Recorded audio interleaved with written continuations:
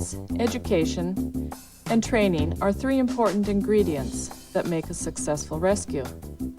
Many of us realize that practicing sea kayaking rescues is an important skill, and like all other skills, must be practiced regularly. Rescues are usually practiced with friends, in safe conditions, with the proper equipment. And role-playing is done to address some of the more likely rescue situations paddlers might encounter. The focus during most rescue sessions is usually on the kayaks and not on the person in the water. But what happens after the rescue session? What is lost to the novice and sometimes the more experienced paddler is the common skills employed in each rescue. It's important to acquire a good foundation in basic rescue techniques. Learn them until they become like walking. You can do them without thinking. But no matter how many times a rescue technique is practiced, you can never guarantee it will work the same way twice. There are just too many variables that will affect the rescue: the weather, the skill level of the rescuer, and the equipment used. Foundations is for both a novice and experienced paddler. It's for instructors to provide the visual material they need to teach others in sea kayak capsize and recovery techniques. It's for paddling clubs, search and rescue personnel, and any other group or person interested in water safety. Foundations is an attempt to make sense of sea kayak rescues. Rescue foundations will give you the knowledge to adapt to any rescue technique and the confidence to adapt to any situation. You may even develop a rescue technique of your own.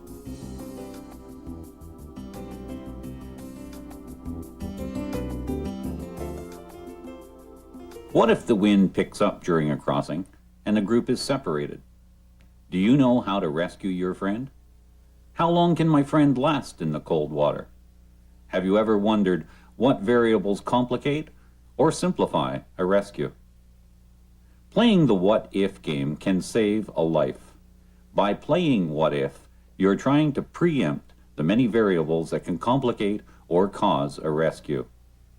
Think about each variable presented in the next few minutes and what you can do to eliminate it from the list of things that could go wrong in a rescue. The next 17 variables will either prevent a capsize or greatly improve your chances of a successful rescue.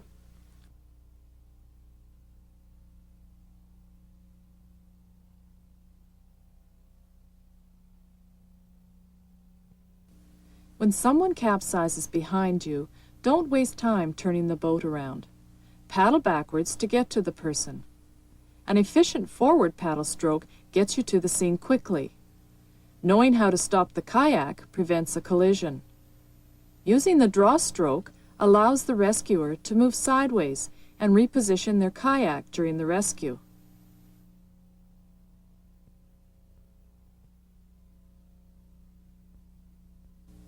After education and training, experience is the most important attribute a rescuer can have. Leaders are able to recognize potential dangers, consider the group's strengths and weaknesses, and introduce protective measures for the safety of everyone.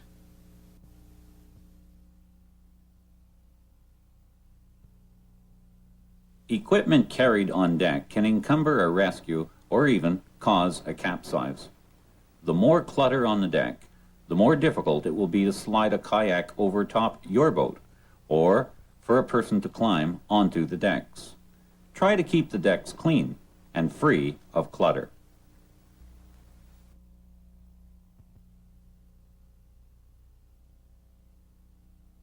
Shipping and ferry lanes are dangerous places to kayak. Kayakers are practically invisible to captains piloting these ships. BC Ferries Captain Hansen has this word of advice for kayakers. In narrow channels like active paths when you're going along, you have to be careful of any little coves, and kayaks can hide quite well in shadowy areas along the shore. So you're always on the alert for targets inside shadows. Sometimes they're hard to see. Now if this was getting into dense visibility and fog. All this clutter in here, any kayaks would be impossible to see. You can change the range, and once you start changing ranges and bringing down pitchers and the gain, then you start taking targets out. Oh, it seems the brighter colors show up better, whites, yellows. You get some of them that are the dark green shade or darker shades that go with the water. They're hard to pick up. They blend in, real shiny ones. Like if you're looking to the sun, you can hardly see them.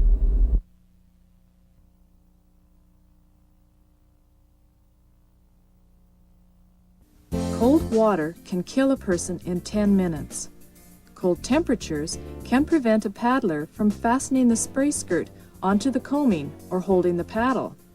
It can drain all of the upper body strength needed to climb back on deck and cause you to make irrational decisions, like swimming to shore instead of hanging on to your life raft, the kayak.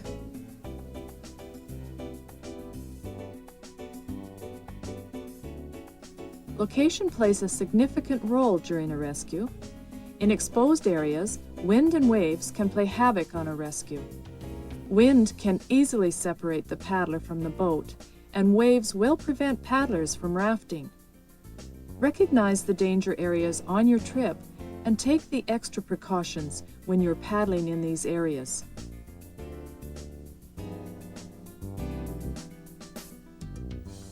The rescue skills of the rescuer should be as natural as walking. People rely on their habits, good or bad, in stressful conditions. After education, the repetitious action of training enforces good rescue habits.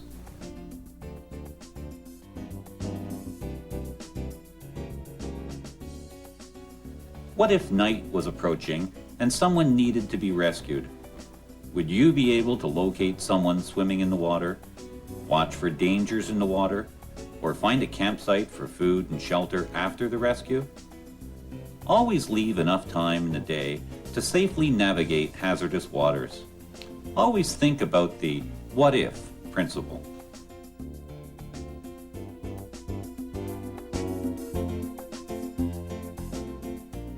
Good equipment is an asset in any rescue. It is essential to start out with the right equipment. Flares, PFDs, radio or cell phone, whistle, paddle float, and hand pump are just a few things you need.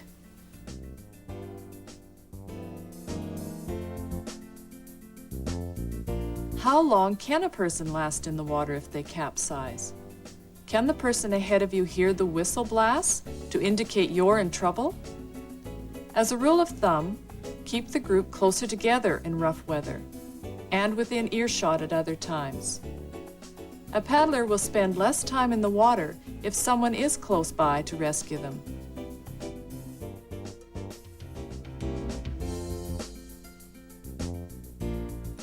Sea state is very important, and a freshwater lake can be as dangerous as the ocean to the kayaker. A rescue will always work in calm waters, but have you practiced the same rescue in rougher water?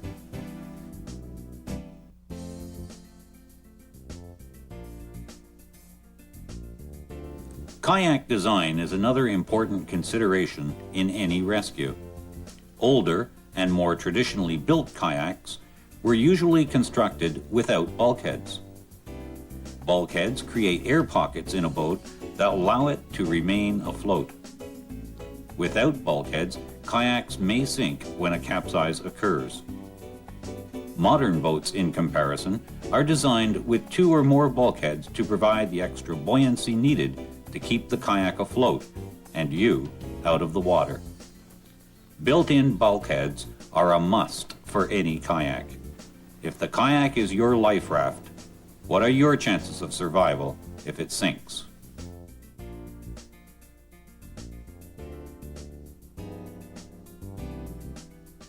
A child or elderly person may not have the physical strength to execute a rescue or survive very long in cold water. If your leader is ill, but still able to paddle, Could you depend on this person to rescue you on a windy day or when the sea state becomes too rough?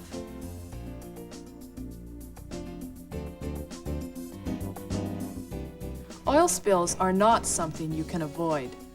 They are present in areas with a lot of marine traffic and make it extremely difficult to rescue someone if you drift into one. The oil will grease the boats, the paddles, and clothing. All it takes is a small amount of oil or grease to create a potentially life-threatening situation.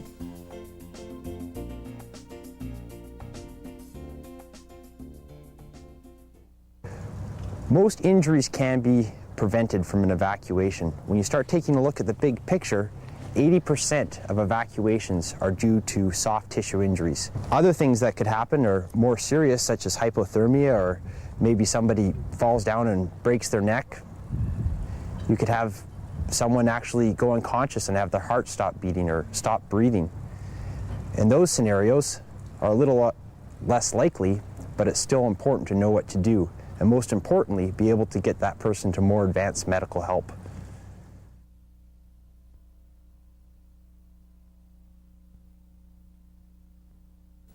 Morale plays a significant role in increasing the survival chances of a person.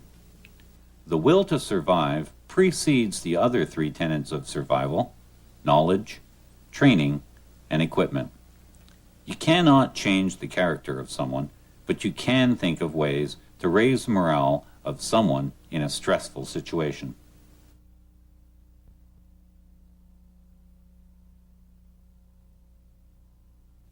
Strong winds separate the paddler from the kayak, separates the weaker paddlers from the group, and prevents the rescuer from reaching a capsized boat. It is the worst and sometimes the most unpredictable variable a rescuer must deal with. Learn about the daily variations in wind and how the local wind patterns behave. The effects of wind deserve a lot of respect, but do not underestimate its power.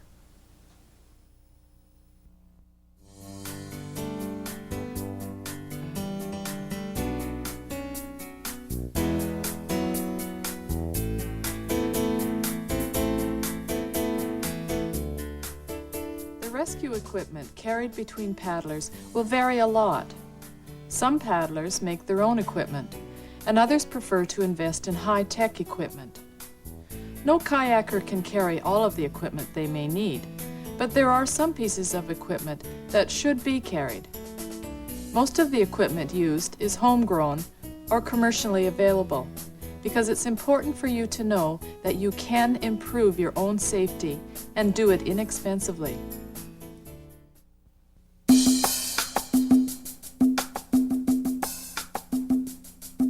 The paddle leash is a cord used to fasten the paddle to the kayak. Sometimes a distinction is made between how the leash is fastened. It might be called a paddle park when it is secured to the boat, and a paddle leash when it is secured to a kayaker's wrist. The paddle leash is used to secure the paddles to the kayak during a rescue and move them out of the way from the working area.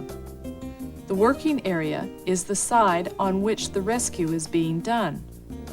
By moving the paddles out of the way, both hands remain free for the rescue.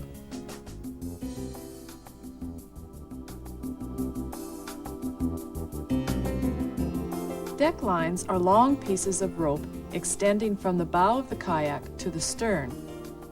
Some kayaks are made with recessed fittings to secure the deck lines to the boat. Other kayaks must secure the deck lines to existing deck fittings. Deck lines are extremely useful in a rescue. They are used to maneuver a slippery fiberglass boat by the rescuer. They are used by the person in the water, or the rescuee, to pull themselves alongside of the kayaker. And they are used by the paddler to keep connected to the boat when both hands are required.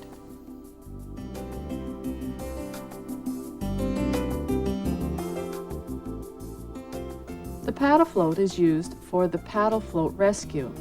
This is a solo rescue technique. There are two types of paddle floats, the rigid and the inflatable.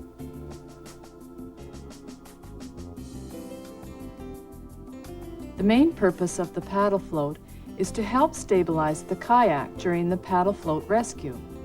It can also be used to provide extra buoyancy for someone stuck in their boat.